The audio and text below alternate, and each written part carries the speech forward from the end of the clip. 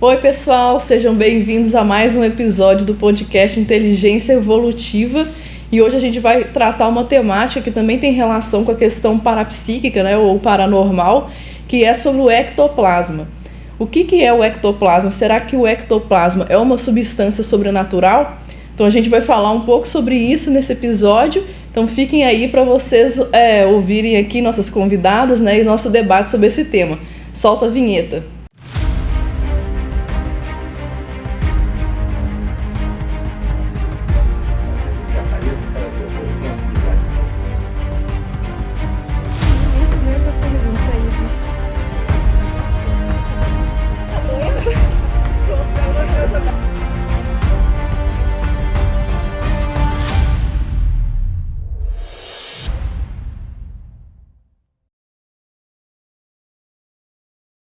Então, pessoal, igual quando eu tava falando aqui, né, nós vamos falar hoje sobre ectoplasma e eu tô aqui com a Laisa e também com a Rafaela e as duas, elas já foram voluntárias, né, de uma instituição que estuda a questão do ectoplasma, dessa substância.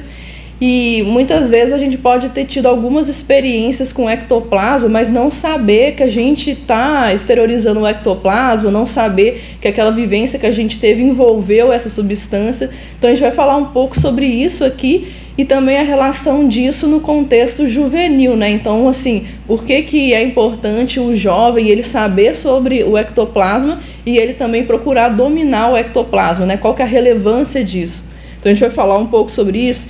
Mas só antes da gente começar, eu vou falar para vocês assim, o que é o ectoplasma, para que também, né, todo mundo saiba, já que pode ser que a pessoa ouviu o termo, mas não tenha assim, pesquisado sobre o conceito e tudo.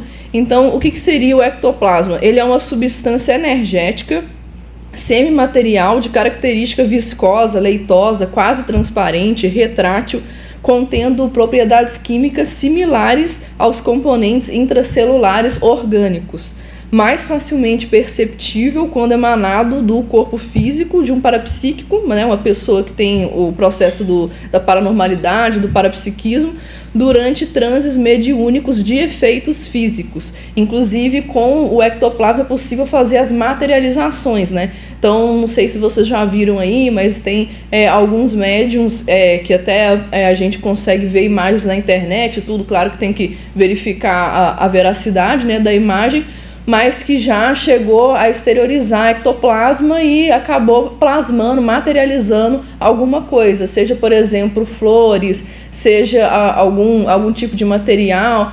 Então o ectoplasma ele acaba sendo essa substância que ele pode ser usado para efeitos físicos, mas não somente para isso, também tem vários outras utilidades, né, inclusive mais evolutivas, que a gente vai discutir um pouco nesse podcast. Então, pessoal, para a gente ir aqui falando um pouco mais, né, sobre ectoplasma e tudo, eu queria perguntar para vocês, vocês já tiveram assim, experiências com ectoplasma? Quais experiências vocês já tiveram? Olha, são muitas, né, Laís? Então hoje eu considero como uma pessoa que consegue ter capacidade do ectoplasmia, sim. E eu já tive experiências, desde experiências mais positivas até experiências menos equilibradas, mais negativas com ectoplasmia. Aí o que mudou, né, nesse fator? Eu acho que a gente vai conversar um pouco sobre isso no podcast, mas principalmente eu comecei a me qualificar mais a forma como eu pensava, as minhas emoções. Quando eu era jovem, então já aconteceu algumas coisas assim. Por exemplo, uma vez eu estava muito agitada. E eu estava indo fazer um café para ficar mais agitada ainda. Aí eu estava fazendo café e na hora que eu fui para fechar uma portinha, eu estava olhando pro pote de café. Eu fui fechar a portinha e o café pulou. Nossa! Ele deu um pulinho assim para trás. O líquido do café? Não, o pote de café. Ele deu um pulo para trás, assim. E aí eu olhei pra isso e falei, nossa, que curioso, deixa eu tentar fazer de novo. Daí eu não consegui fazer de novo. Então esse tipo de coisa aconteceu. Já aconteceu, por exemplo, de eu estar visitando minha família e eu vi uma cena na cabeça de uma pessoa entrando no quarto e a porta estava fechada e a hora que eu abro o olho tem um espírito, ou como a gente chama aqui, uma consciex semi-materializada, assim, dava pra ver certinho a pessoa. Aí eu olhei pro meu duplício e falei assim, tem uma pessoa aqui. Aí ele, aqui aonde? Eu falei, aqui. Daí eu apontei e passei a mão no meio da consciência, assim, aí ela desmaterializou. Então, esse tipo de coisa já aconteceu. E aconteceu bastante na minha adolescência, porque a minha família ela tem também essa característica de ter facilidade do ectoplasmia, assim. Até as mais positivas. Então, por exemplo, eu já percebi coisas que, por exemplo, a ectoplasmia ajudou a fazer processo de cura em dinâmicas parapsíquicas, assim.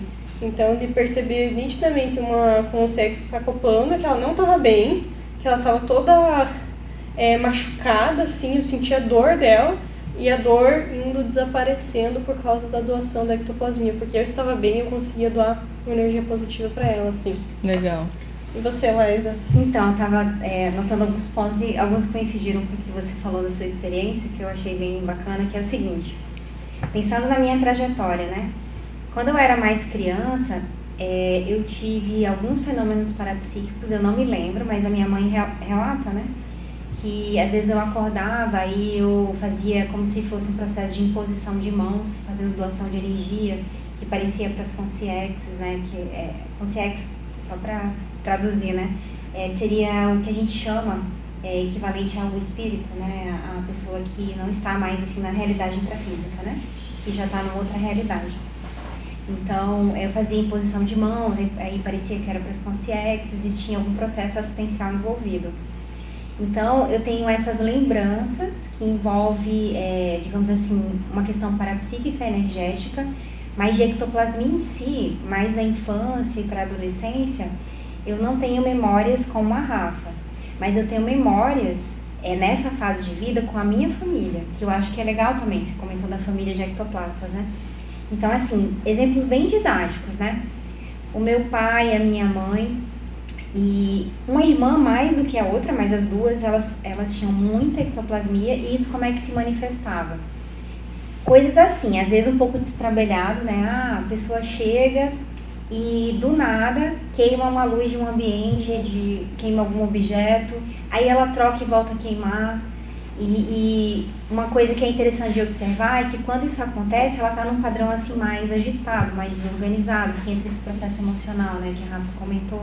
Então eu via muito isso na minha família nuclear, né? Mas eu também via aspectos muito positivos. Por exemplo, essas pessoas no meu entorno eram pessoas que geralmente eram assim, com muita energia. Dificilmente eu via essas pessoas cansadas. Eu falava, gente, de onde vem essa energia, né? Parece que tá ligado em alguma central, sei lá, entendeu? Então, isso me chamava muita atenção também. E tinha um processo que e muitas vezes tinha relação com essa questão de cura, como a Rafa comentou. Então, por exemplo, eu lembro bem didaticamente, uma irmã minha, a gente estava ali ela estava pelos 7, eu devia estar pelos 8, 9 anos. E a gente estava indo para um casamento e ela começou a assimilar tudo que estava acontecendo, né? E começou a ficar doente, mas não fisicamente, mas por um processo que ela estava assimilando a energia do ambiente, as emoções das pessoas. Então ali se evidenciou um processo indicador de consciência ectoplasta, mas já apresentando sinais de que ela precisava trabalhar melhor essa organização para não gerar esses efeitos negativos. Que eu acho que até vale a pena a gente comentar um pouquinho depois da síndrome ectoplásmica, né, Rafa? Eu vou anotar aqui pra gente não esquecer, síndrome. Então, tinha esse processo, e daí eu lembro que naquela ocasião a gente buscou um atendimento, assim, numa farmácia e tudo mais, mas eu lembro que naquela ocasião a minha mãe, ela fez uma espécie de esterilização de energias que ajudou ela a se recompor. Então, ali foi um exemplo didático da aplicação da energia no processo de cura, sabe? E eu vejo também, aí eu me vejo mais nisso, tá? Eu vejo esses meus parentes, né, mas eu também me vejo nisso de, assim, usar muita energia das mãos, quando eu tô, por exemplo, cozinhando e preparando o alimento, mas assim, com um intuito de tornar aquilo também, digamos assim, equilibrado não só para o meu corpo físico, mas para o meu corpo energético. Então, de usar essa energia ectoplástica no alimento, no processo de cozinhar, mas com esse intuito, com esse foco.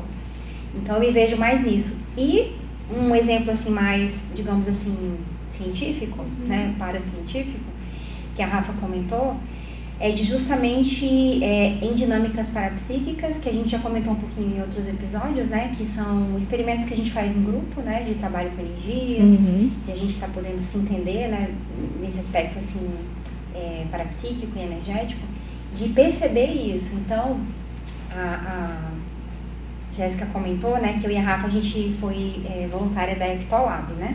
Ectolab é uma instituição, assim como a Sinvexis, que ela tem o foco em desenvolver a ciência com conscienciologia. Porém, a Ectolab tem um enfoque na ectoplasmia e na paracirurgia. Então, o nome da Ectolab é Associação Internacional de Pesquisa Laboratorial em Ectoplasmia e Paracirurgia. E eles, desde 2006, antes de se tornar uma instituição, eles já tinham uma dinâmica parapsíquica com esse foco. Então, já vai fazendo que nem 20 anos, né, de dinâmica. E ali a gente tem vários experimentos que a gente consegue perceber essa questão da ectoplasmia, né? Então, a gente faz acoplamento energético, faz desacoplamento energético. A gente pode perceber, por exemplo, no processo da ectoplasmia, como se fossem fios de energia, como se fossem teias de aranha, pegando em você, às vezes um incômodo na garganta, um pigarro, às vezes como se tivesse um líquido saindo pelo ouvido, pelo nariz. Às vezes um vento também, sensação como se fosse um vento denso, como se estivesse dentro da água. Ou muito gelado. Ou muito gelado. Né? Então, tudo eu também tremo bastante, assim, quando eu tô exteriorizando energia, ectoplasmia. Eu bocejo muito. E até interessante você vai ver nos casos da metapsíquica, quando eles pesquisavam a ectoplasmia, o parapsíquico geralmente ele ficava com a boca aberta, né? Pra ser ectoplasmia, assim. Então, assim, pra começar, acho que a gente pode dar esse panorama. Mas eu acho legal, assim, falar da infância e adolescência, porque às vezes a gente passa muita coisa e não valoriza, né? Não lembra, né? Não faz a relação com a questão da ectoplasmia. Porque, por exemplo, no meu caso, quando eu era mais nova também, nessa fase de infância e adolescência, eu tinha aquela questão de quebrar copo. Do nada, assim. O copo tá lá paradinho, você não fez nada e do nada, pá, faz assim. Mas aí, por outro lado, né, eu acho que depois, quando eu comecei a estudar um pouco mais na questão de conscienciologia e tudo, aí que eu fui qualificando essa questão da ectoplasmia. E aí eu vejo que hoje, por exemplo, eu uso muito na TENEPS, né, em dinâmicas parapsíquicas e tudo, já de uma forma mais qualificada. E aí até isso que eu estava pensando aqui também, né, por exemplo, no caso de vocês, pelo que vocês falaram, eu entendo, assim, que vocês devem ser ectoplastas, né, mas como que vocês trabalham essa questão da ectoplasmia no dia a dia para poder usar de uma maneira, assim, positiva e não, às vezes, fazer com que aquilo atrapalhe alguma coisa, né? Ou gere um acidente de percurso, que a gente sabe que quem é ectoplasta tem que ter um maior cuidado, porque acaba, às vezes, gerando algum tipo de acidente, alguma coisa assim. Como que vocês fazem, assim? Então, no meu caso, inclusive eu coloco isso lá no meu status do WhatsApp. Eu escrevo assim, ortopensenidade. Então, assim, traduzindo a ortopensenidade, a pensenidade é um conceito na conscienciologia que ele reúne uma tríade que acontece automaticamente com a gente. Quando a gente pensa alguma coisa, a gente tem uma emoção vinculada e a gente transmite uma energia com aquilo. Então, esse é o pensene. Aí, por que a ortopensenidade? Orto é um prefixo que significa retidão, né? Algo que está no trilho, que está indo para frente, né? Então, eu coloco para mim esse lembrete fixo, a ortopensenidade, por quê? Porque em momentos, por exemplo, vou dar um exemplo didático que acontece só comigo, sei lá, no trânsito. Alguém dá uma cortada, uma moto, que isso nunca acontece, alguém que dá uma freada brusca, um pedestre que tá voado e quer passar assim do nada, né? Então, geralmente é um desafio não pensar mal. Sim. Então, assim, eu percebo que o fato de eu me lembrar todos os dias da ortopensenidade, quando acontece esse tipo de coisa, eu paro assim. Tem momentos que eu não consigo controlar, eu me irrito e o pensene vai. Penso mal, fico meio irritada, jogo energia ruim, mas eu busco assim, não, calma, vamos respirar, né? Vamos jogar energia positiva. Às vezes a pessoa tá levando alguém no médico, tá acudindo alguém, tá... Então, assim, pra mim, um mantra, vamos dizer assim, é a questão da ortopensenidade. Uhum. Porque o ectoplasta, como a gente estava comentando, né, é uma Consim que ela tem uma potência energética a mais. Então, imagina você com sei lá, uma Ferrari em alta velocidade sem controle. Onde é que você vai parar? Entendeu? Você pode se matar, mas você pode matar alguém. Sim. Certo? Então, assim, é mais ou menos isso com a ectoplasmia. Se você não faz essa qualificação, você pode tornar aquilo que pode curar, na verdade, ele vai causar o efeito contrário. Vai acontecer adoecimento, vai acontecer talvez até o processo de dessoma, entende? Então, eu busco qualificar a questão da ectoplasmia pela ortopensanidade, em primeiro lugar, sabe?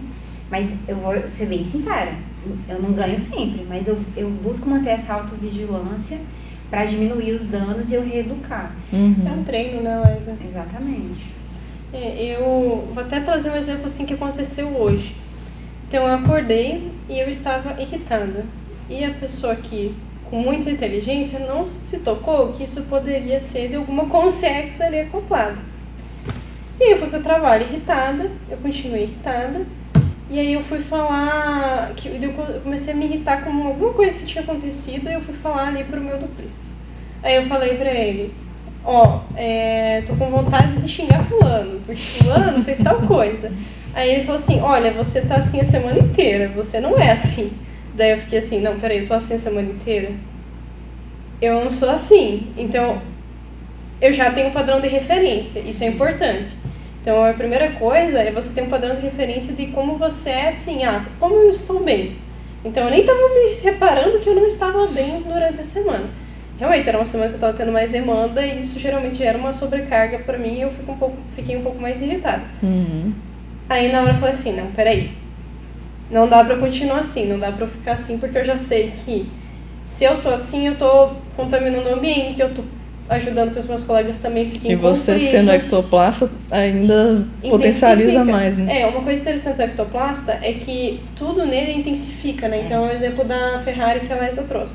Então, por exemplo, assim, é muito fácil a pessoa somatizar problema. Então, ela, às vezes, hoje mesmo, assim, como eu tava muito irritada, o que aconteceu? O meu estômago começou a ficar ruim. Geralmente pega onde a pessoa tem menos resistência, assim, sabe? Então, no meu caso, como é a parte gastrointestinal, então já começou a comida que eu comi e não digeri direito, e eu percebi que comida não digeria, e daí isso intensificou. Beleza. E tem até a ver com como a gente digere as coisas, né? Então eu não tava digerindo a irritação direito, e aí tava pegando no estômago. Aí já começou a me dar dor de estômago, eu falei, cara, não dá. Não dá pra ficar assim, porque, eu já tô com dor de estômago, já tô prejudicando aqui, se tô só pensando um do outro, não dá. Vamos ter autoconscientização. Aí o que eu fiz? Eu fui no banheiro e comecei a trabalhar energia no banheiro. Fiquei lá de pé e comecei a trabalhar energia. Eu falei, eu não saio daqui enquanto eu não parar de pensar mal das pessoas. Aí eu comecei a trabalhar energia. Daí o que eu começo a fazer? Eu comecei a evocar o que tem de bom dentro de mim. Então é como se eu concentrasse assim, o que tem ainda de resquício que não está poluído pela minha forma de pensar. E aí eu começo a pensar e puxar aquilo. E aí vai intensificando pelas energias, então você começa pensando mais positivo e aí você vai jogando essas energias no seu corpo, né? E aí eu comecei a fazer esse estado vibracional, que é você mobilizar suas energias dos pés à cabeça. No meu caso, eu trabalho mais estado vibracional, girando as energias ao redor do corpo até instalar o campo. E aí, mais o método mais cotidiano é dos pés à cabeça, da cabeça aos pés, até que você entre num padrão de vibração intenso. Mas aí eu fazia isso tentando mudar a forma de pensar, porque se eu faço isso pensando mal, eu vou me prejudicar. Sim. Porque aí eu vou estar intensificando o padrão de energia ruim. E aí eu fui fazendo, tentando melhorar o padrão de energia, até que eu falei, não, peraí, agora eu tô conseguindo trabalhar um pouco mais de energia. Beleza, então eu vou voltar para a sala de trabalho. Voltei para a sala de trabalho e daí eu já conseguia trabalhar energia mais sem parecer estranho, né? Sim. Então, tô mexendo aqui no mouse, mas eu já consigo mobilizar energia para eu consigo desbloquear mais os chakras da minha cabeça, porque se a gente tá emocionalmente perturbado, os chakras da cabeça também estão bloqueados, assim.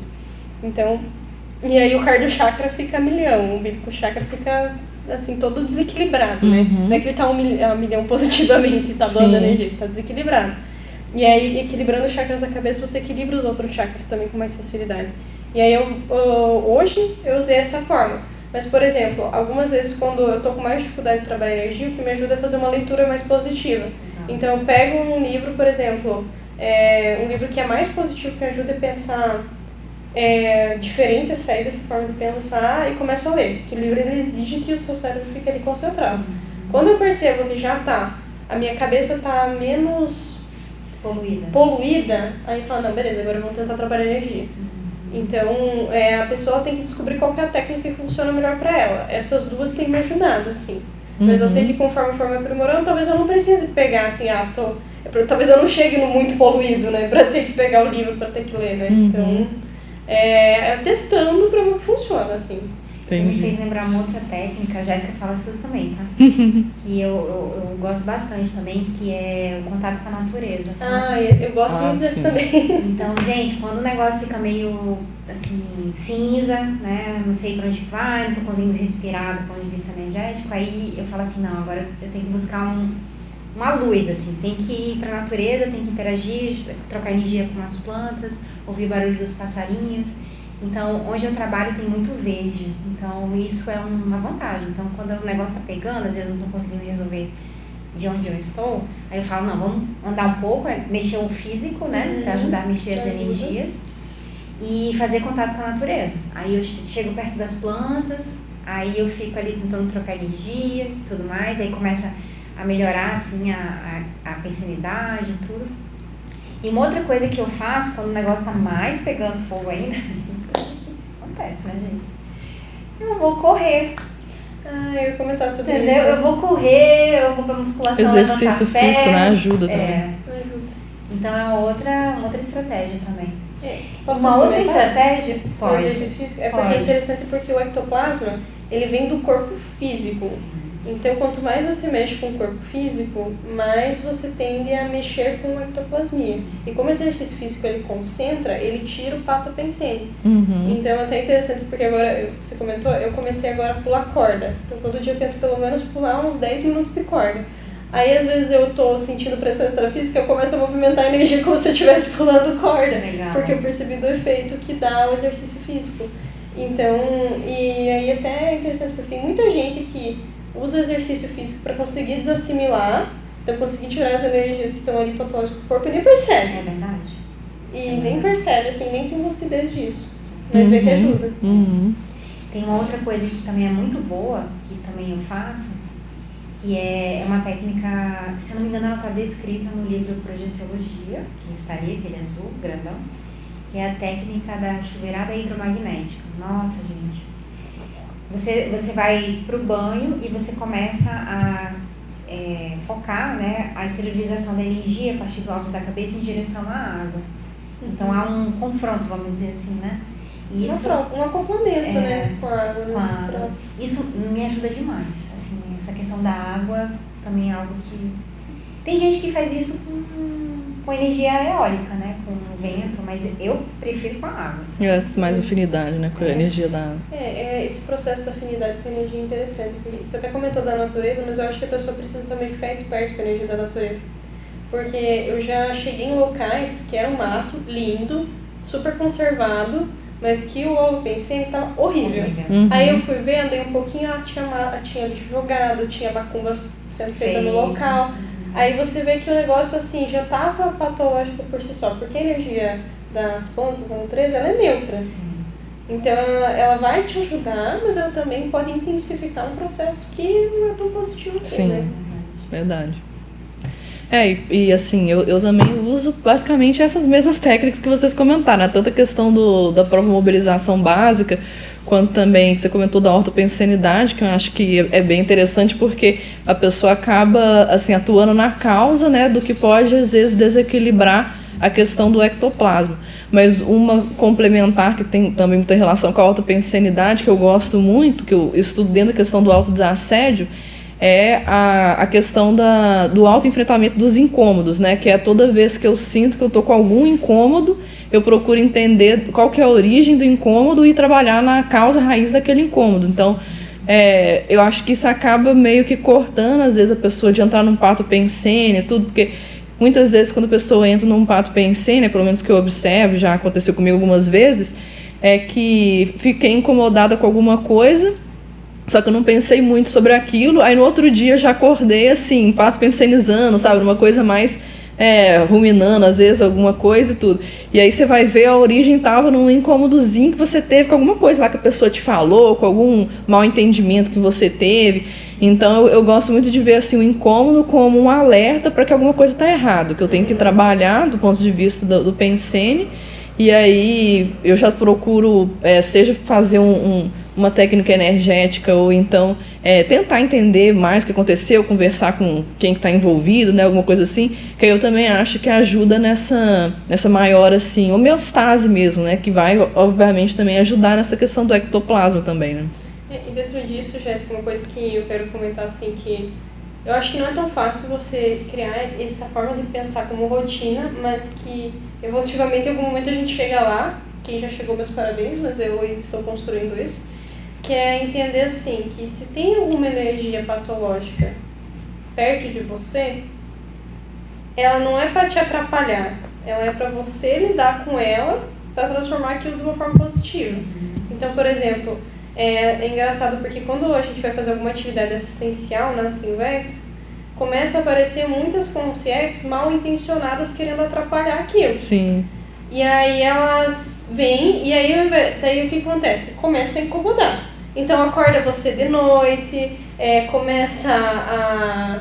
Eu sempre falo, pra que me acordar de madrugada com você que eu só quero dormir? Ou, por exemplo, você começa a sentir sintoma de irritação ou coisas do tipo, vai depender de como você reage pra isso, né? Da sua personalidade.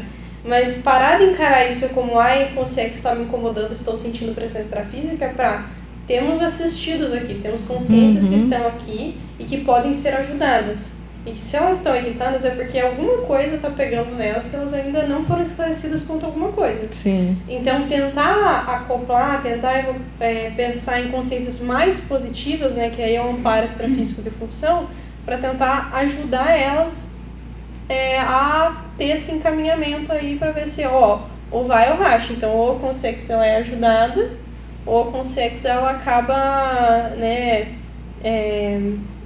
falando, não, isso aqui não é pra mim, eu vou lá incomodar outra pessoa, assim, sabe? Mas se você não se afeta com isso, então você percebe que ela tá aí, tende a ser bem mais esclarecedor do que você ficar incomodado com aquilo, aí no curso você fala, e reclamando.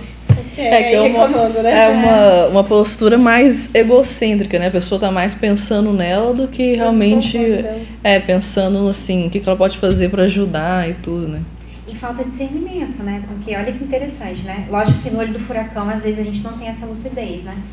Mas se houve a conexão com essas consciências, de alguma maneira você deu uma abertura para isso, né? Do ponto de vista de pensanidade. E a gente não interage só com pessoas saudáveis. Aí pode ser uma oportunidade, duas coisas, de você fazer assistência, né? Como você bem mencionou, Rafa. E um outro ponto que eu até anotei aqui, tara parapsíquica, que é a gente ampliar a nossa própria tara parapsíquica, né? Que a tara parapsíquica é um conceito em que, basicamente assim, você, enquanto consciência e evolução, você vai observar o quanto você suporta, né, na sua psicosfera, né, no seu para-edifício, né, que está aqui do seu lado, o quanto você suporta de população que precisa de ajuda e pelo tempo que for necessário para poder fazer um encaminhamento assistencial adequado. Então, esse é um outro ponto. E isso tem relação direta com o teu tema de pesquisa, que é o desenvolvimento da dispersidade, né? Quanto mais a gente conseguir tirar proveito desses momentos desconfortáveis, né? E a gente conseguir ter lucidez nesse momento para não reclamar e conseguir suportar para assistir, a gente vai ampliar essa tara parapsíquica e aos poucos a gente vai consolidando, né, a dispersidade, Sim. né? Então, é uma coisa assim que quando a gente está na calmaria, a gente consegue refletir e validar, né? Mas do furacão, né? Nem sempre, né? Mas assim, é legal a gente comentar nesses momentos porque a gente escreve pra gente mesmo, né? Às vezes eu faço isso, né? Às vezes eu escrevo pra mim mesmo. E quando eu tô no olho do furacão, eu volto ali e falo, não, é aqui, ó, eu tenho que voltar pra cá, que é a referência, né? Que você tava comentando, tem que voltar pra cá. Como que eu volto pro centramento? E vamos tentando, né? Eu acho que isso aí é bacana, assim, de comentar. E aproveitando, porque eu comentei da síndrome ectoplásmica, que eu acho que a gente pode conectar aqui agora, às vezes quando a pessoa não consegue, de modo assim, com discernimento, com lucidez fazer isso, ela entra naquele processo de intoxicação como se fosse assim, uma pessoa que ela não tomasse banho, né? Ela vai vivendo a vida, não tomasse banho, ela vai ficando com sequelas de não tomar banho. O cabelo vai ficando encebado, vai ficando fedorento, ela vai ficando... Começa a fazer ferida. Ferida, né? E não trabalhar esse processo de assimilação e desassimilação sendo ectoplasta pode causar o que, inclusive, se não me engano, foi o professor Renan de Leite que publicou esse verbete, que é síndrome ectoplásmica. A pessoa, ela começa a ficar doente. Ela se adoenta e como ela tem um potencial energético, ela vai adoentando também o entorno dela, né? Sim. Então, é um fator, assim, de saúde, não só para si, como para quem está no seu entorno, né? Você, enquanto ectoplasta, você tem essa responsabilidade, né? De ter esse autogerenciamento, né? Sim. Então, acho que é um ponto também interessante. Não, isso é bem interessante porque eu também, assim, eu já tenho alguns amigos, né, que são ectoplastas e tudo, e eu já reparei quanto que a pensenidade da pessoa, quando a pessoa é ectoplasta, ela influi muito no ambiente, na qualidade do ambiente. E quanto mais a pessoa é ectoplasta, mais influi. Então, eu já vi, por exemplo, um amigo, por exemplo, que é muito ectoplasta, que ele se irritou com uma situação, ficou meio que com raiva, assim, só que não falou muito, mas só, sabe, a pessoa teve uma situação lá chata e a pessoa ficou desconfortável.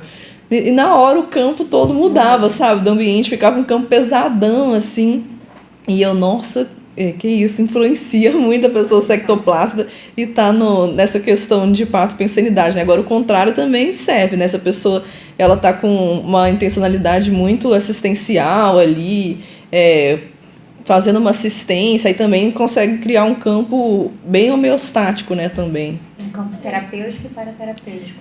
Uma coisa interessante, até você citou isso, a questão, por exemplo, dos profissionais da saúde.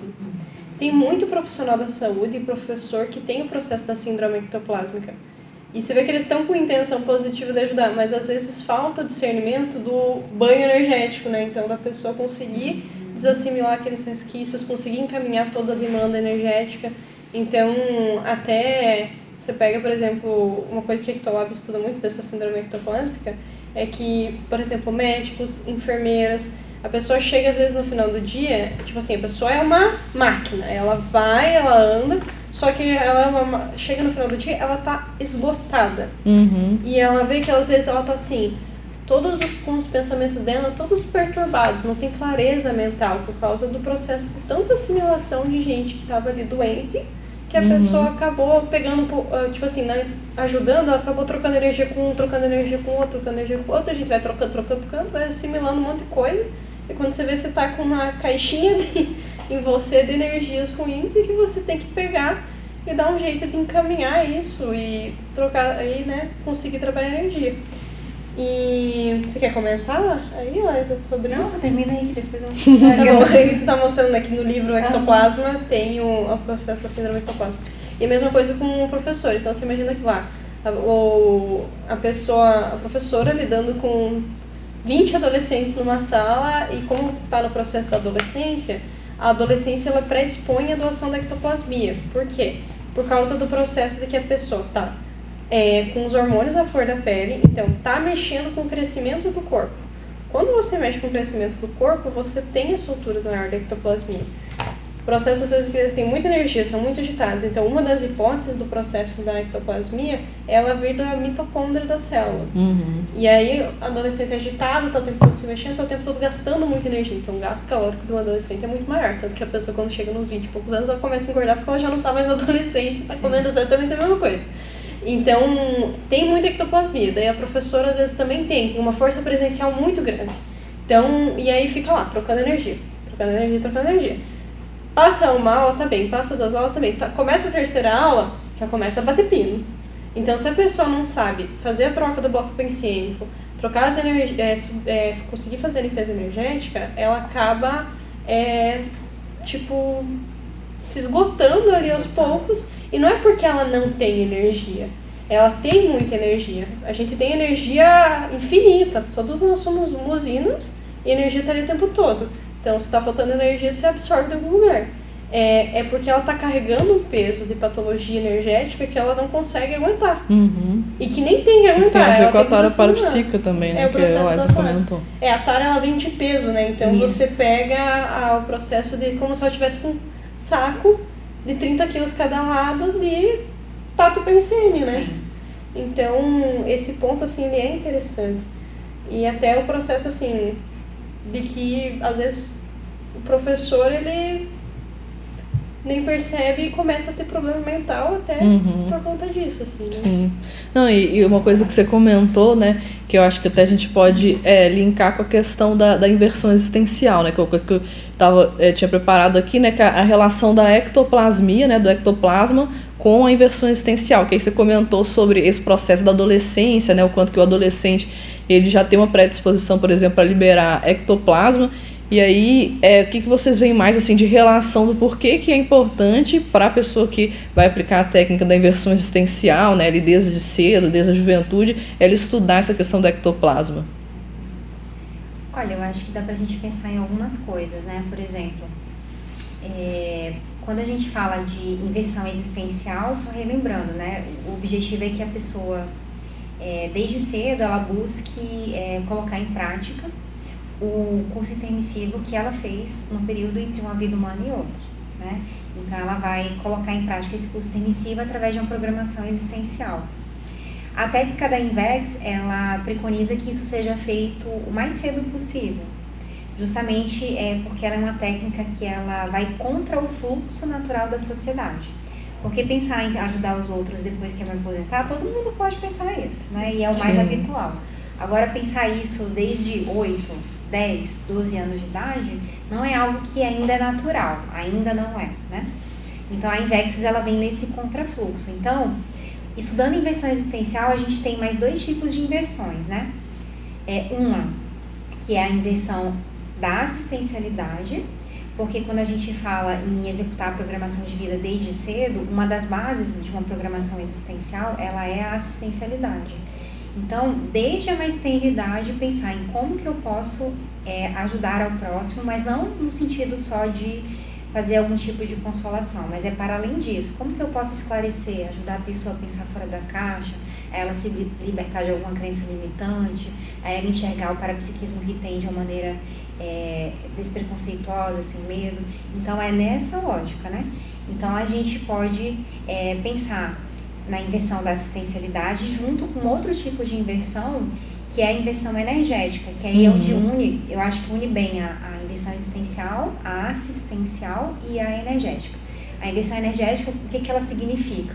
Ela é natural, né, da fisiologia e parafisiologia, e ela significa que até mais ou menos a metade da sua vida humana, se a sua vida humana for de 80 anos, seria até uns 40, se for de 70 até uns 35. Você está recebendo fluxo de energia da dimensão extrafísica para a intrafísica. Então, de você usar esse fluxo energético, que é natural, de modo assistencial, colocando em prática a sua programação existencial desde cedo, que é a Invexis. Isso é Invexis. Então, imagina só, se a pessoa fizer tudo isso e for ectoplasta, ela está potencializando a enésima potência a capacidade de fazer assistência dela. Então, isso é o máximo. Isso. Né? Eu concordo muito com o que você falou, Laísa, e eu acho que é um ponto assim, partindo um pouco do que eu já tive de vivência. Eu não preciso ser o processo paranormal destrambelhado, né? Então, eu não preciso ser uma pessoa parapsíquica que tem acidente de percurso, que não consegue desassimilar, que não consegue parar de pensar mal do negócio porque aquilo fica batendo na sua cabeça, que ter o processo das consciências manipulando a pessoa. Você não precisa de nada disso. Sim. Quando você se vincula mais à sua programação existencial e começa a pensar mais em ajudar as outras pessoas, em se equilibrar para poder manter uma homeostase para poder ajudar os outros, isso tudo vai acalmando, assentando, até que uma hora você chega na desporticidade, que é o que a Jéssica estuda, né? Então, você não precisa viver com esses desconfortos. E você pode ser muito mais e ajudar muito mais pessoas. E é isso que a Invex proporciona. É você não chegar na adultidade com síndrome ectoplásmica, que é você não chegar na adultidade toda transtornada com o processo que consegue se manipula, você se torna você enquanto consciência, né? A singularidade. A sua singularidade, quem você é. Então, esse é um ponto, assim, que eu acho que me marcou muito, que é eu entender que eu tenho domínio das minhas próprias energias, que não vai ser uma consciência que vai mexer com elas e que eu vou poder estar ali bancando as minhas energias e ajudando, inclusive, aquela consciência que estava ali antes me manipulando, ela conseguir pensar que tem mais na vida do que só incomodar alguém, sabe? Então, eu acho que isso, assim, partindo até de um princípio um pouco mais egoísta, porque a pessoa primeiro precisa se qualificar, né, para depois qualificar os outros, eu acho que é um ponto, assim, de mudança muito grande na pessoa que começa a aplicar Invex. Ela fazer essa virada, assim, da pessoa que antes era vítima da própria ectoplasmia e começa a usar isso como um processo assistencial, assim. Sim, e a pessoa, por exemplo, através da Invex, né, a pessoa pode desde a adolescência já começar a trabalhar o ectoplasma, né, a trabalhar essa parte energética e já não passar por tantos acidentes percursos, por exemplo, que ela passaria se ela não tivesse esse conhecimento, se ela não trabalhasse essa questão, né? Então, isso é bem importante também nesse sentido, né? E uma outra coisa aqui que eu acho que às vezes acontece muito, por exemplo, quando a pessoa está mais jovem, é aqueles fenômenos de poltergeist, né? Que a pessoa às vezes, lá na casa dela, vê que acontecem alguns efeitos físicos, vê que tem manifestação ali de alguma consciência, né? Que a gente comentou aqui, consciência extrafísica, espírito, fantasma. Então, o ectoplasma, ele tem relação com o fenômeno do poltergeist? Sim, total. Total, né? Total. Ele na verdade, antes do ectoplasma, vem as emoções exacerbadas, as emoções reprimidas, né? Isso até é estudado há muito tempo. Tem o livro, a biografia da Madame Desperance, que ela fala que o processo dos poltergeists, eles têm sempre um princípio do conflito emocional muito grande, que ele vem sendo reprimido, mas que as energias não mentem. Sim. Faz a associação com uma consciência que não está bem, inflama tudo aquilo e começa a ter o poltergeist, assim.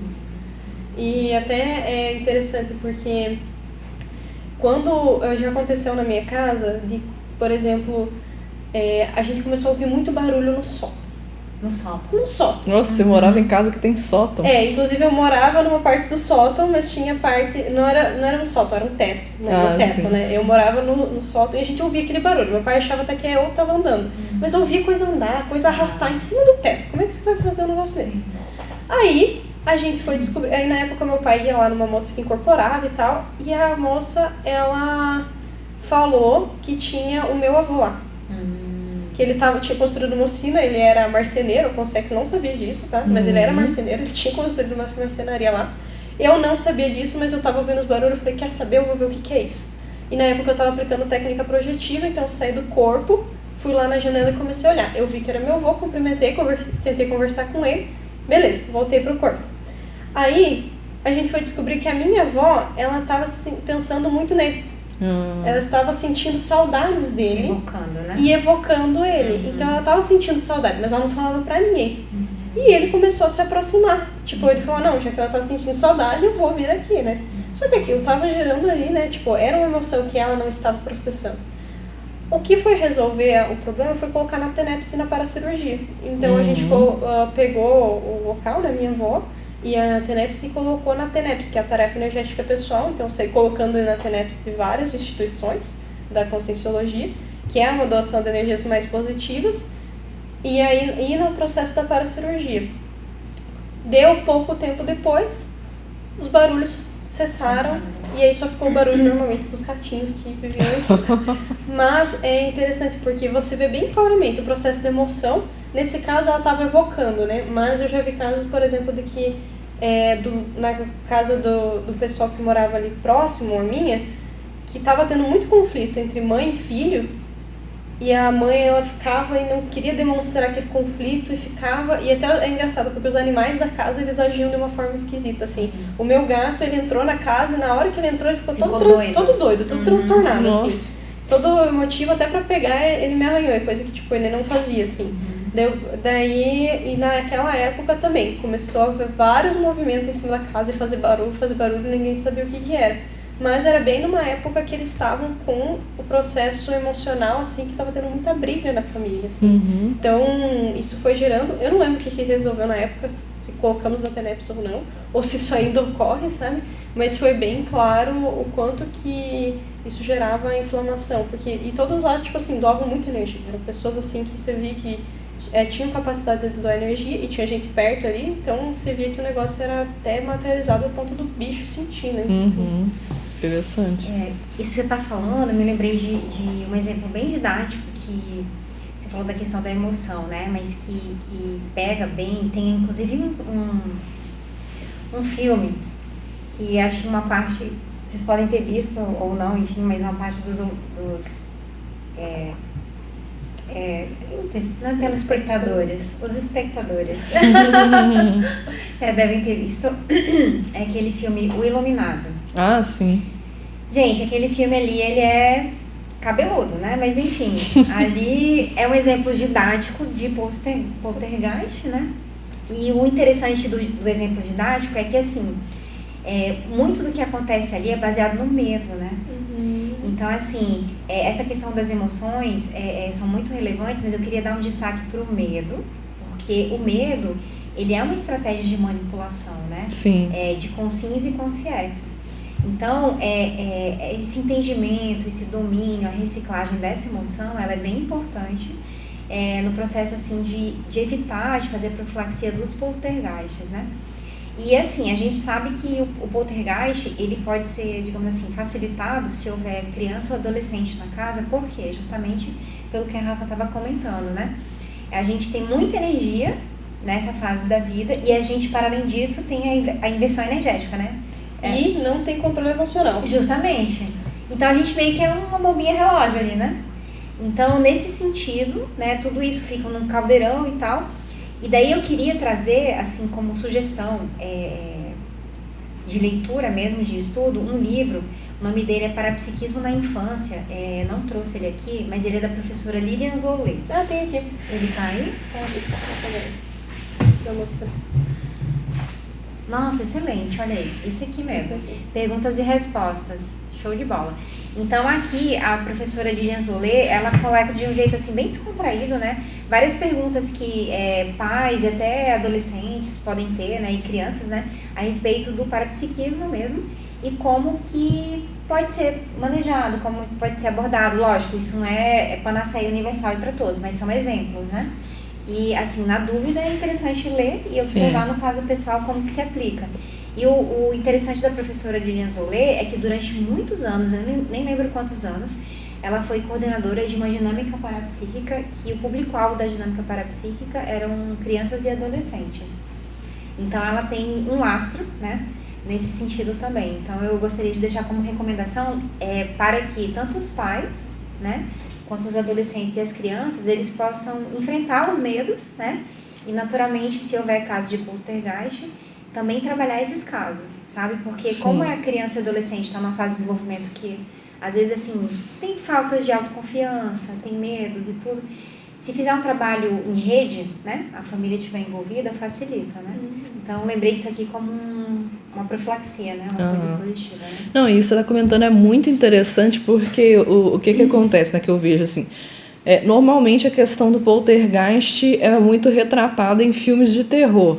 Então, já tem uma questão, assim, de medo envolvido com a questão do poltergeist. Apesar de ser um fenômeno, assim, em geral não é positivo, né? Porque muitas vezes é uma consciência desequilibrada que está envolvida. Mas até certo ponto não é uma coisa, assim, que justifica uma questão de medo, né? Quando a pessoa sente medo, é mais um medo desconhecido, de uma coisa que ela não consegue controlar e tudo.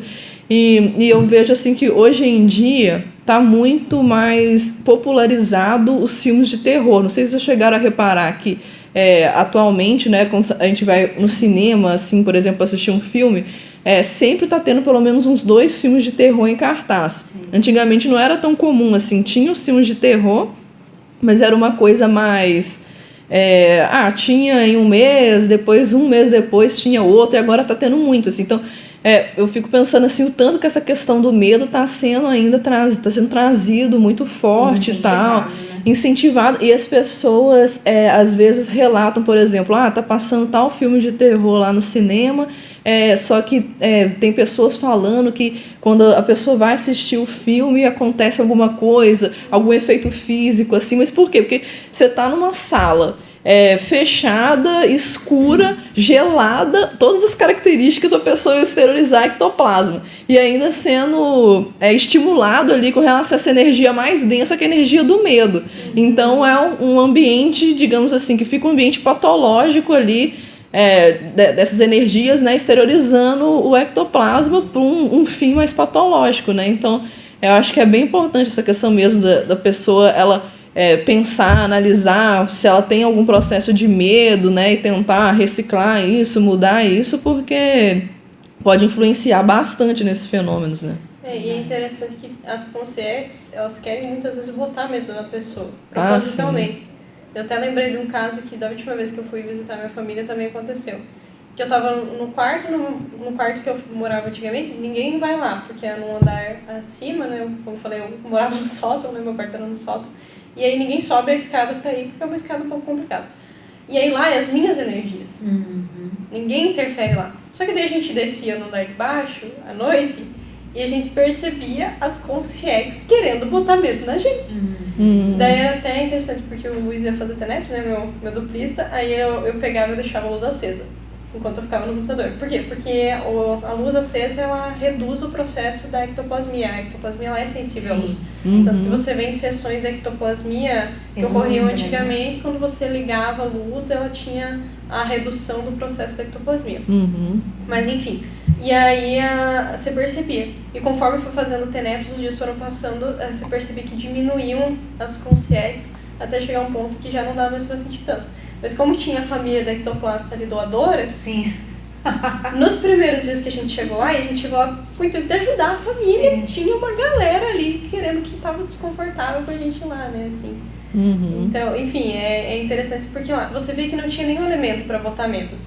Não tinha nada assustador, é uma cidade super segura, o local onde a gente mora é super seguro, tinha tudo, mas você percebia lá a presença das consciências quase palpável, assim, querendo botar medo, assim, na gente, assim. Então é bem interessante os casos. Assim. É que isso aí, do ponto de vista de dinâmica de consciência e consciência, olha que interessante, né? Quando as consciências fazem isso e a consciência sente medo, ela tá doando energia pra consciência. Tá doando energia pra consciência. Porque você tá pensando nela. Só que é uma energia ruim, exato, porque você tá com medo. Sim. Então, é um pouco difícil de lidar com isso, mas toda vez que a pessoa sente medo, eu acho que tem que vir em conjunto sentimento e fraternismo, sim, né? Junto. Sim. Eu também eu posso falar, digamos assim, que eu tô no meu lugar de fala, porque eu já tive experiências assim, bem dentro desse sentido. Eu tive uma época que eu tava sendo muito assediada por um grupo específico, assim, de consciências. E essas consciências, elas eram especializadas na questão do medo. Então, quando elas iam lá para me assediar e tudo, elas chegavam com um padrão de medo muito forte. E assim, elas puxavam qualquer medo que eu tinha, sabe? Então, por exemplo, eu tava lá sozinha na minha casa, de madrugada, aí fazia algum barulho assim, eu olhava, meus gatos estavam dormindo comigo, então não era o gato que estava fazendo barulho. Aí já começava a entrar num processo assim, nossa, mas será que alguém entrou? O que aconteceu? Não sei o quê. Aí quando eu dava assim uma faísca de medo, ela só colocava um fósforo assim, plaf. E aí já começava um processo energético mais patológico ali, sabe? E aí eu demorei para poder entender que elas chegavam com esse padrão de medo e eu meio que me conectava com esse padrão, porque eu ficava achando que era só eu que estava produzindo. Eu fui perceber isso mais, foi quando eu fui num curso de campo, né? Aí eu fui conversar lá com o Epicom, falei que eu estava tendo esses episódios e tudo. Aí o Epicom, lá com o CIEX, que eu estava com o Epicom, falou assim comigo que esse grupo extrafísico estava me manipulando pelo processo do medo. Que eu tinha que olhar ou fazer uma lista dos meus medos, né, e fazer o autodesassédio de cada medo.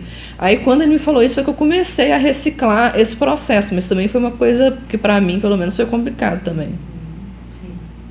Que é romper com um padrão, né, assim, às vezes um grupo que não é só dessa vida, é um passado mais antigo que a gente não lembra. Sim. Né? Às vezes a gente, no passado, assim, a gente era muito próximo e tinha muita relação e hoje, pelo custo emissivo e tudo mais, já cada um foi para um caminho, mas a memória não é apagada, né? A gente tem as energias, evoca e tudo mais, né? Sim. Então tem tudo isso aí envolvido, né? É um desafio.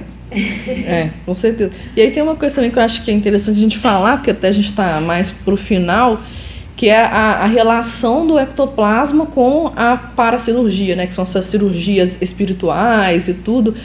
Qual que é essa relação? Porque assim, a gente comentou aqui de alguns usos que a gente pode fazer do ectoplasma, mas um uso que a gente estuda muito aqui na Conscienciologia, né? Que é um uso mais cosmoético, mais positivo do ectoplasma, é justamente na paracirurgia.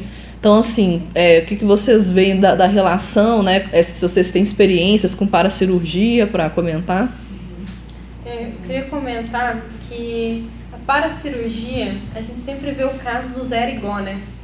Que ele ficou muito famoso, inclusive em Minas, né? Sim. Por causa do processo da paracirurgia. Hoje, quando a gente está falando de conscienciologia, a gente entende que o quê? Que todo aquele processo do Zé Arigó, pegar o estilete enferrujado e colocar dentro do olho da pessoa e aquilo lá resolver e não dar nenhuma infecção, ele é um show pirotécnico. Sim. É um negócio assim, que é para dar efeito, que é para a pessoa ver que de fato existe. Entende-se que aquele momento era necessário, porque você tem um local que as pessoas não entendem e nem tem abertura nenhuma para o processo multidimensional, que era o contexto de Minas e do Brasil na época, né? Apesar que, vamos combinar que o brasileiro sempre gostou de entender um pouco de energia, né? Se você pega o histórico, né, do processo paranormal do Brasil. Mas aquilo que existia do referencial de paracirurgia, ele simplesmente foi um show pirotécnico para poder mostrar para as pessoas. Ocorria paracirurgia? No caso do Zé Arigó, sim, ocorria. Você tem isso comprovado. E tanto que várias vezes ele foi acusado e nenhuma das vezes eles conseguiram comprovar que o cara estava mentindo, que né? Era charlatão, né? Que era charlatão. E várias outras coisas existem. Então, sempre tem a avó benzedeira da família que cura dor de cabeça, que cura não sei o quê, e isso sempre acontece. Então, fenômenos de paracirurgia, eles são mais comuns no cotidiano das pessoas do que se imagina. E que você e aqui a gente entende que você não precisa de um ritual para isso. Basta ter o quê? Ter ectoplasmia e ter consciex especializadas para poder ajudar aquela consciência. Então, as consciex especializadas são os amparadores que estão atuando ali para fazer a paracirurgia. Então, um ponto muito sério que a gente vê a DIP, né, que é a dinâmica interassistencial da paracirurgia, as pessoas elas vão lá com o único intuito de doar energia. Não ser feito nenhum ritual, a única coisa que ser feita uma técnica para a pessoa poder ficar em evidência para doar as suas energias. Então, o pessoal vai no meio para poder ser aquela que vai trazer os assistidos, aquela que vai doar as energias. E todo mundo ali está doando energia para poder fazer as paracirurgias. E a pessoa pode fazer de casa, então ela vai lá, ela se inscreve no site da Ectolab, faz o pedido de paracirurgia, e aí no horário, que é toda sexta-feira a partir das 19, né? Ela vai lá, deita e espera o processo paracirúrgico acontecer. E eles fizeram, inclusive, esse livro aqui, o Ectoplasma, ele foi feito com base nos relatos da DIP e com as respostas que o pessoal deu das paracirurgias. Claro que uma percentual muito pequeno retorna quanto à paracirurgia, né? Mas já teve casos de pessoas que, assim, melhorou o rim, resolveu um monte de problema. Gente, e assim, o processo da ectoplasmia não funciona para todo mundo, né? Então não é todo mundo que vai pedir paracirurgia, pronto, curou o câncer, né? Sim. Mas, que nem até tem no filme do Zé Arigó, que ele não pode curar o filho dele, porque o processo do filho dele não vai resolver com a ectoplasmia. É um processo um pouco mais intraconsciencial que precisa ser coisas sendo acho que é o predestinado, né, que chama o predestinado, exatamente. Então, assim, não vai ser tudo que você vai resolver com paracirurgia. Tem coisa que você vai ter que ir no médico. E tem coisa que é sua genética, você não vai alterar a sua genética, né? Então, como é o caso do filho dele, acho que ele nasceu, né, com aquele problema. Mas, enfim, agora eu não lembro direito de tudo, não vou poder falar. Mas o processo da paracirurgia que é feito, a pessoa, assim, a única intermédio que tem é dos amparadores extrafísicos. Então a pessoa está lá, a qualquer lugar do mundo, e ela consegue fazer a paracirurgia sem nenhum estilete no olho, sem nenhuma dancinha para fazer soltura da ectoplasmia, sem nada do tipo. É simplesmente pela própria vontade da consciência em doar a ectoplasmia e pela outra de estar ali com abertura para receber o processo energético, né? Sim. Isso que você comentou também me lembrou, foi do Eurípides Barçanufo também, né? Que eu estudo, porque ele também tinha isso, assim, ele trabalhava com esses processos de cura, né? Em relação, ia várias pessoas lá para ele perguntar se ele podia curar alguma coisa, e aí tinha casos que ele procedia lá com a cura da pessoa, agora tinha casos que ele acoplava com a pessoa e falava assim, olha, o seu caso, você programou para você ter essa doença, então vai ser mais evolutivo para você lidar com essa doença, né? E isso que você comentou do zero igual também me lembrou isso, porque às vezes tem esses casos também que a ectoplasmia não vai poder ser utilizada, mas é porque para aquela pessoa em específico o mais cosmoético é ela ter aquele processo mesmo, passar por aquilo, né? E tem problemas, por exemplo, teve um caso que aconteceu na minha cidade, né? Minha cidade é cheia de ectoplasma, que o cara, ele foi pra uma UTI, ele estava quase morrendo, aí chegou uma pessoa lá pra ele e falou assim, olha, você vai receber um fígado novo. No dia seguinte o cara ele estava com uma barriga tipo desse tamanho, inchada, assim, tava todo com o inchaço da retenção do fígado e outros problemas que estavam dando. Então, tinham dado poucas horas de vida para ele, pelo que eu lembro do que o pessoal contou. No dia seguinte, ele estava normal. E eles foram ver, o fígado tinha normalizado. Ou seja, ele recebeu... Sem fazer transplante nem nada. Nada. Ele estava na fila do transplante, mas pelo visto não ia aguentar, né? Então, no dia seguinte, eles viram que o fígado dele estava totalmente curado. O que aconteceu? Chegou essa pessoa e falou que ele ia receber um fígado novo. Falou que a espiritualidade tinha mudado. Beleza. O que aconteceu? O cara voltou pra casa, continuou exatamente com os mesmos hábitos, e o que aconteceu? Ferrou com o fígado. Então, eu acho que é um ponto importante a se considerar. Às vezes, a pessoa, ela não adianta ela fazer tudo isso se ela não mudar hábito. Então, às vezes, o processo do corpo dela tá tão comprometido e o processo tipo assim, ela já não quer mais mudar.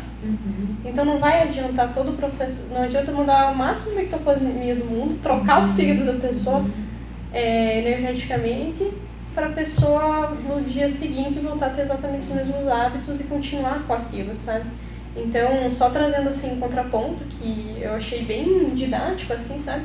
Que é a questão de que o processo energético funciona, mas a pessoa precisa cuidar do corpo dela para todo o processo energético se manter. E que também, se a pessoa não cuida do corpo dela, ela também está agindo energeticamente mal contra o corpo dela, né? Assim. Então, o quanto que o ectoplasma ele depende de você ter esse cuidado com a felicidade, cuidado com o corpo, cuidado com a saúde holossomática. Com a saúde holossomática, assim. E você dando esse exemplo aí me fez lembrar de uma analogia que eu acho que pode ser didático, que é assim, uma pessoa que ela sofre, por exemplo, de obesidade, dentro da estratégia de enfrentamento dela, ela faz uma cirurgia bariátrica. Quando a pessoa ela parte para uma medida dessa, né, mais radical, ela tem acompanhamento de vários profissionais, né? É o médico, é o psicólogo, é o nutricionista, é o educador físico. Agora, se ela não rever os hábitos dela ainda numa fase mais adiantada, se ela vai direto para a bariátrica e não vê esse passivo anterior, ela vai fazer a bariátrica, vai resolver por um tempo e daqui a pouco volta tudo. Né?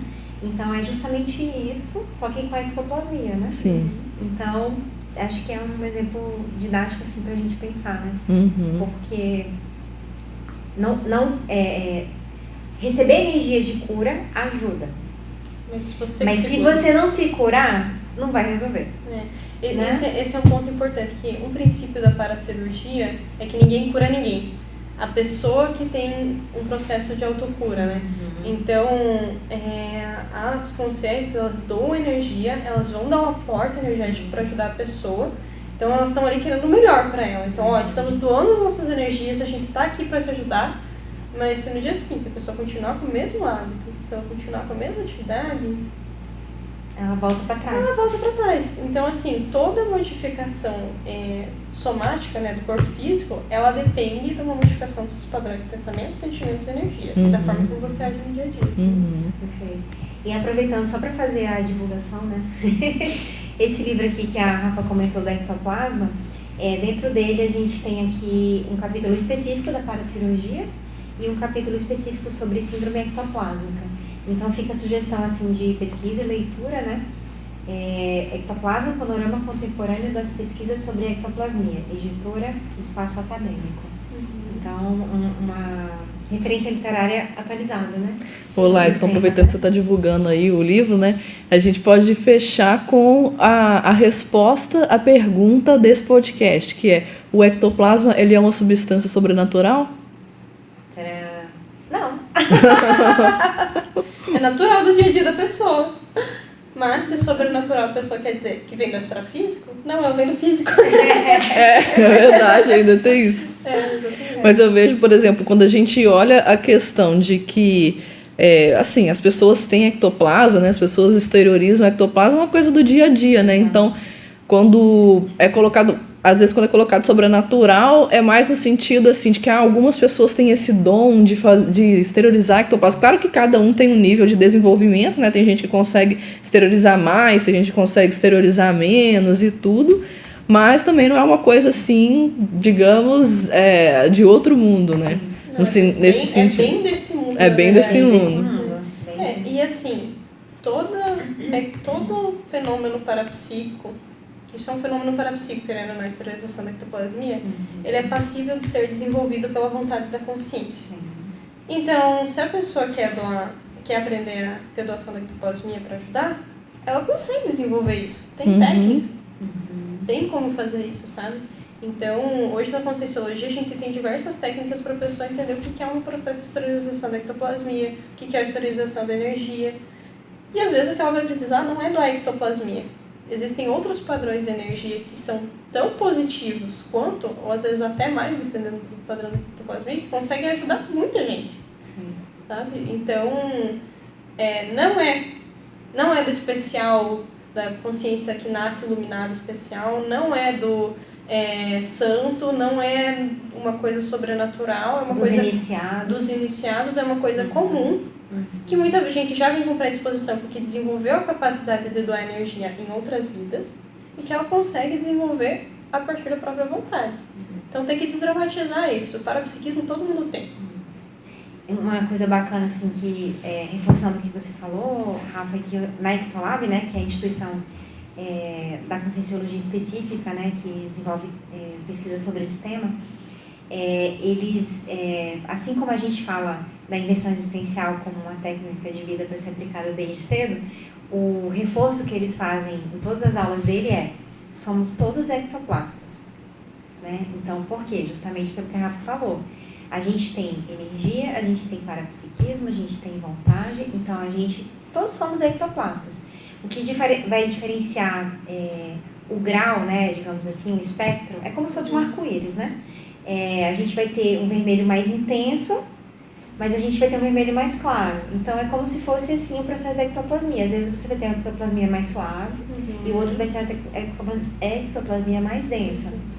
Por quê? Porque na holobiografia, né, olhando para todas as vidas da pessoa no passado, ela trabalhou mais aquela habilidade, então ela tem mais background. Então, basicamente é isso, né? E assim, pensando no processo evolutivo, a tendência é a gente sempre ir galgando patamares mais avançados. Então, a gente vai chegar lá, né? Então, por que não começar agora, né? E interessante do ectoplasma é que a pessoa desenvolve sem mexer com o parapsiquismo. Então, por exemplo, às vezes não é ela indo lá trabalhando energia. É a pessoa que tem força presencial quando fala, aquela pessoa que consegue fazer uma comida que muda o dia da pessoa, que é o exemplo que você trouxe.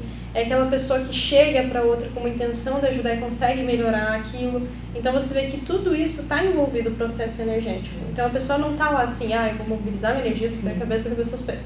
Mas ela está ali usando as suas energias, como toda vez que a gente pensa, a gente sente, a gente exterioriza energia, e que está mexendo fisicamente com ele. Então você tem o processo da ectoplasmia, assim.